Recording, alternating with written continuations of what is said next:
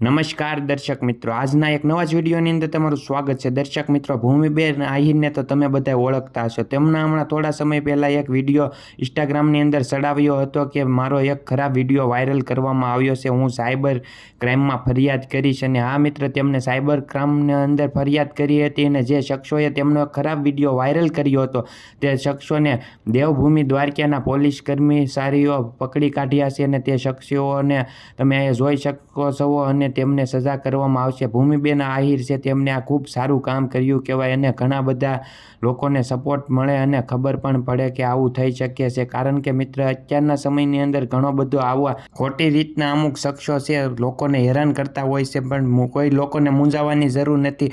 Police case કરવાથી તેઓનો રસ્તો હલ નીકળે છે અને ભૂમિબેન આહિરે તે જ કર્યું હતું। બધા લોકોને અમે જણાવી દઈએ કે હમણાં તમને ભૂમિબેન આહિરનો તે વિડીયો દેખાડીએ છીએ, તે વિડીયો જોશો તો સંપૂર્ણ 101% સાચી માહિતી મળશે। અને અત્યારે જે ભૂમિબેન આહિરે કામ કર્યું છે તે ખૂબ સારું કામ કર્યું છે। તે એમ કહેતા હતા કે જે મારા ખોટા આવી રીતે ફોટા અને મારો વિડીયો વાયરલ કરી રહ્યા છે તેમને હું સાયબર ક્રાઇમમાં ફરિયાદ કરીશ અને તે લોકોને હું પકડી કાઢીશ। અને તે સાચું મિત્ર, આ સત્ય હકીકત છે અને તેમને પકડી કાઢ્યા છે। ચાલો મિત્ર, આપણે વિડીયોની અંદર મોડું નહીં કરીએ અને ભૂમિબેન આહિરનો તે વિડીયો જોઈએ અને આ વિડીયોમાં કોમેન્ટ કરવાનું ભૂલતા નહીં ને શેર કરવાનું ભૂલતા નહીં। પહેલા વિડીયો જોવો અને આની ઉપર કાયદેસર કાર્યવાહી ચાલુ જ છે।